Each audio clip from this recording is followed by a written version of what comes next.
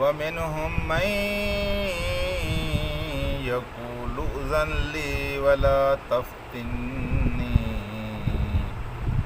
ألا في الفتنة سقطوا وإن جهنم لمحيطة بالكافرين صدق اللہ العلی العظیم۔ رفقائے محترم، بہانے تلاش کرنا، عذر گھڑنا اور پھر مجبوریاں پیش کر کر کے اپنی جان کو بچانا، یہ برا اخلاق ہے، اور یہ برا اخلاق منافقین میں بدل جائے عدم ہوتا ہے۔ اس کے بالکل برعکس کسی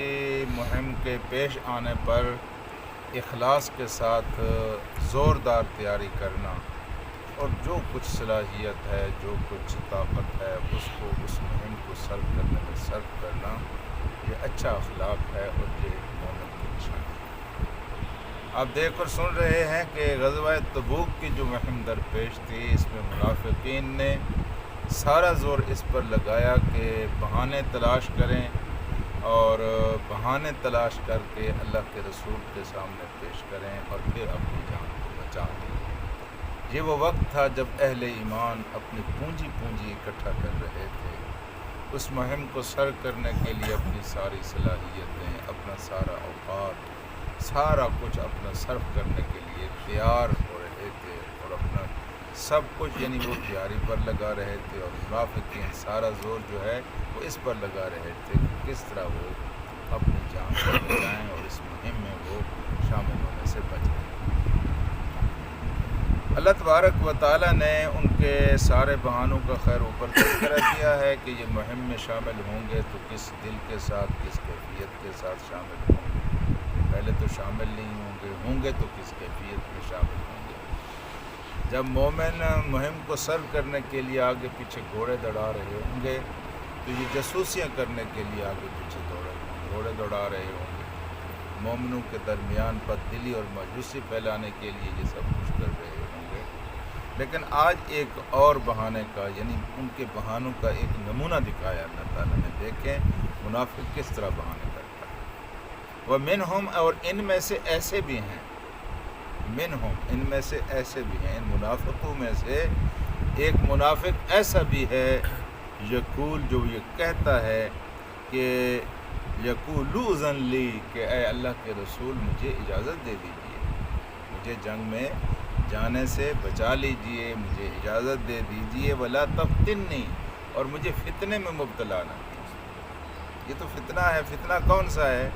اس نے کہا یا رسول اللہ آپ جانتے ہیں کہ میں ایک خوبصورت آدمی ہوں اور عورتیں میری کمزوری ہیں، میں اگر ملک شام کی طرف جاؤں گا اور وہاں کی عورتیں مجھے دیکھیں گی تو میں فتنے میں مبتلا ہو جاؤں گا، میں کوئی گناہ کر بیٹھوں گا، لہذا آپ مجھے جانے کی یعنی یہاں رہنے کی اجازت دے دیجیے اور جنگ میں شامل نہ کیجیے۔ ایک اور روایت میں آتا ہے اس نے کہا کہ اس کا نام جد بن قیس تھا، اس نے کہا کہ یا رسول اللہ کہ میں ایک حسن پرست آدمی ہوں اور ملک شام کی عورتیں بڑی خوبصورت ہیں، میں اگر وہاں چلا گیا تو میں کسی گناہ میں مبتلا ہو جاؤں گا، لہذا مجھے اس فتنے سے بچائیے اور مجھے اس گناہ سے بچائیے۔ جی یہ وہ فتنے تلاش کر کے اللہ کے رسول صلی اللہ علیہ وسلم کے سامنے یہ عذر کر کے لائے۔ اب اللہ تبارک و تعالیٰ نے اس کے اوپر کیا تبصرہ فرمایا؟ اللہ تعالیٰ نے فرمایا دیکھیے صحیح کس انداز میں یہ فتنے میں، کس انداز میں یہ بہانے تلاش کر کر کے آپ کے سامنے لا رہے ہیں۔ الا فی الفتنۃ سقطوا، الا فی الفتنۃ، خبردار یہ تو فتنے میں پہلے پڑے ہوئے ہیں۔ یہ تھوڑا فتنہ ہے کہ اللہ کے رسول کفر اور اسلام کی جنگ جو ہے بالکل فیصلہ کن مرحلے میں داخل ہے، زندگی یا موت، ایک بہت بڑی سپر طاقت کے ساتھ ٹکرانے کے لیے وہ لشکر جا رہا ہے جس کی قیادت خود اللہ کے رسول کر رہے ہیں جی۔ اور اس لشکر سے جان بچانا اور کنے کترانا بذات خود بہت بڑا فتنہ ہے، اور ان کو دیکھو یہ کیسے فتنے تلاش کر کر لے آئے جی۔ یہ منافقت کے نشان۔ اگر دو مصیبتیں سامنے آ جائیں اور ان میں سے ایک بڑی ہو اور ایک چھوٹی ہو، مومن کو اختیار ہوتا ہے کہ وہ چھوٹی مصیبت کو اختیار کر لے اور بڑی مصیبت سے بچ جائے۔ دو گناہوں میں سے ایک گناہ کرنا لازمی ٹھہر جائے تو انسان بڑے گناہ سے اپنے آپ کو بچا لے، گناہ سے بچا لے، کہ وہ مکروہ کام کر لے، اس کی اسلام نے بھی اجازت دی ہے اور فقہاء نے بھی اس کی اجازت دی ہے۔ ہاں جی، یہ تو ہے، لیکن اپنے آپ کو مہمات سے بچانا اور اپنے آپ کو کسی مشکل میں نہ ڈالنا اور اس کے لیے بہانے تلاش کرنا، یہ منافقین کی نشانی ہے۔ امام ابن تیمیہ ایک بزرگ ہیں، بڑے حق گو اور بڑے جری اور بڑے زبردست قسم کے امام۔ یہ اسلامی نظام کا تصور سب سے پہلے انہوں نے پیش فرمایا تھا، یعنی رسول اللہ صلی اللہ علیہ وسلم کے بعد۔ تو یہ امام ابن تیمیہ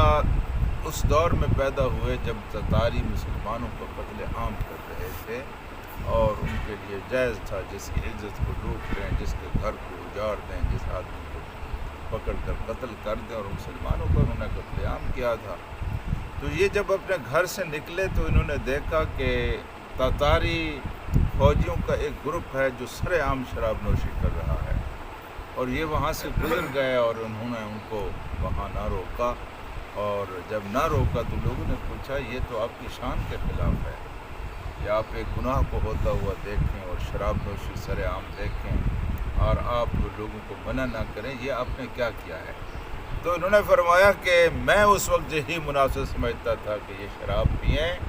اور شراب پی کر یہاں مدہوش پڑے رہیں، کیونکہ اگر انہوں نے شراب نہیں پی تو یہ گلیوں میں جائیں گے، لوگوں کا قتل عام کریں گے، لوگوں کی عزتوں کو خراب کریں گے، اس لیے میرے نقطہ نظر سے یہ مناسب تھا کہ یہ اسی حالت میں پڑے رہیں تاکہ مسلمانوں کی جانیں اور عزتیں بچی رہیں۔ یہ ہے اسلام کی تعلیم کا مطلب۔ حجاج بن یوسف بڑا ظالم بادشاہ تھا، تو یہ ظلم کرنے والے بادشاہ جو ہوتے ہیں یہ پھر کوئی اپنے نفس کو مطمئن کرنے کے لیے یہ تلاش کرتے رہتے ہیں کہیں سے کوئی مل جائے، تو یہ نفس کی بتاب ظلم کی وجہ سے ضمیر انسان کا پریشان ہوتا ہے، اس پریشانی کو دور کرنے کے لیے شارٹ کٹ تلاش کرتے ہیں۔ تو یہ کسی بزرگ کے پاس گیا اور اس نے پوچھا کہ مجھے بتائیے کہ میں کس طرح پرسکون ہو سکتا ہوں، اور کس طرح میں اللہ کو راضی کر سکتا ہوں، اور کس طرح میں نیکی کا کام یا عبادت کر سکتا ہوں۔ تو اس بزرگ نے کہا میں آپ کو بتاؤں کہ آپ کیا کریں، آپ سوئے رہیں، زیادہ سے زیادہ سوئے رہیں، کیونکہ جب تک آپ سوئے رہیں گے لوگ آپ کے فتنے سے محفوظ رہ جائیں گے۔ جی انہوں نے آپ کو یہی بتایا۔ خود رسول کریم صلی اللہ علیہ وسلم کی خدمت میں ایک آدمی آیا، وہ سونا لے کر آیا، جذباتی انداز میں انسان کبھی کبھی بہت بڑی قربانی دینے پہ آمادہ ہو جاتا ہے، وہ آپ کی خدمت میں حاضر ہوا اور اس نے سونا پیش کیا۔ آپ اس کے حالات کو جانتے تھے، آپ نے فرمایا کہ میں تیرا سونا نہیں لیتا، آپ نے سونا اس کو لوٹا دیا۔ جب سونا لوٹایا تو بعد میں صحابہ نے پوچھا یا رسول اللہ صلی اللہ علیہ وسلم، ایک طرف تو حال یہ ہے کہ لوگ گھر کا سارا اثاثہ لے کر آتے ہیں اور آپ ان کو قبول فرما لیتے ہیں، کوئی گھر کا آدھا مال لے کے آتا ہے آپ اس کو قبول فرما لیتے ہیں، اور یہ صدقہ لے کر آیا آپ نے قبول نہیں فرمایا۔ آپ نے فرمایا اس کی حالت کو جانتا ہوں، یہ جذباتی ہو کر سونا تو لے کر آیا ہے، لیکن یہ سونا میں قبول کر لیتا تو یہ کنگال ہو جاتا، کلاش ہو جاتا، اور لوگوں کے سامنے دست سوال دراز کرتا پھرتا۔ تو اس کے لیے مناسب یہی تھا کہ اس کا سونا اس کو واپس دے دیا جائے تاکہ یہ عزت کی زندگی بسر کرتا رہے۔ تو میرے دوستوں اور ساتھیوں، جہاں گنجائش ہوتی ہے ایک بڑے کام کو چھوڑ کر چھوٹا کام، اگر اس میں مصلحت ہو، تقویٰ ہو، دین کا مزاج ہو، تو پھر اس کی اجازت ہے۔ لیکن یہ منافقین تو ٹوٹلی اللہ تعالیٰ اور اس کے رسول کے ساتھ فراڈ کرنے پہ لگے ہوئے تھے۔ اب دیکھیے بہانہ، دیکھیے کیا اس وقت اس بدبخت انسان نے کیا بہانہ اللہ کے رسول کے سامنے پیش کیا کہ میں تو ایک مسلم پر، یعنی خود اللہ تعالیٰ کے رسول کی تعلیمات کا اس سوال کے اندر، اس بہانے کے اندر اس نے مذاق اٹھایا۔ آپ کو پتہ تھا کہ آپ اس معاملے میں کتنے حساس ہیں، لیکن اس نے بہانہ بھی تلاش کر دی اور آپ کو اذیت بھی پہنچا دی۔ ہاں جی، تو اس لیے اللہ تبارک و تعالیٰ نے فرمایا الا سقطوا فی الفتنہ، یہ تو فتنے میں پہلے پڑ گئے ہیں، کہتے ہیں ہمیں فتنے سے بچاؤ، اگر فتنے میں پڑے ہوئے ہیں تو ان کو کہہ دو، کیا کہہ دو، ان جہنم لمحیطۃ بالکافرین، یہ جہنم جو ہے اس نے کافروں کا احاطہ کہتے ہیں، یہ دائرہ بنا کر اس اندان اس کے اندر کھڑا ہو جائے، چاروں طرف سے اس کو جہنم گھیر لے۔ ان کافروں کو تو جہنم اس طرح گھیرا ہوا ہے جی، یہ اوپر نیچے دائیں بائیں، یہ جس طرح بھی جاتے ہیں۔ یعنی مومن منافق کے لیے ایک بہت بڑی مصیبت ہے کہ ہر روز اپنے منافقت کو چھپانے کے لیے اس کو کوئی نہ کوئی عذر تلاش کرنا پڑتا ہے، کوئی نہ کوئی بہانہ بنانا پڑتا ہے۔ مومن کو اس بات کی فکر ہوتی ہے کہ میں کوئی کام کروں نیکی کا، اللہ مجھ سے راضی ہو جائے، اور منافق کو اس بات کی فکر ہوتی ہے کہ میرا یہ دوغلا پن جو ہے یہ کسی نہ کسی طریقے سے چھپا رہے اور لوگوں کے سامنے نہ آئے، اور اس طرح اس کی صبح شام رات دن خوشی غمی اسی کیفیت میں گزرتی ہے، اور جس اس کیفیت میں گزرے تو اس کے لیے محیط تم یہ جہنم ہے، یہ عذاب ہے، یہ دنیا میں بھی عذاب ہے اور آخرت میں جہنم کا عذاب اس کا منتظر ہے۔ اللہم صلی علی سیدنا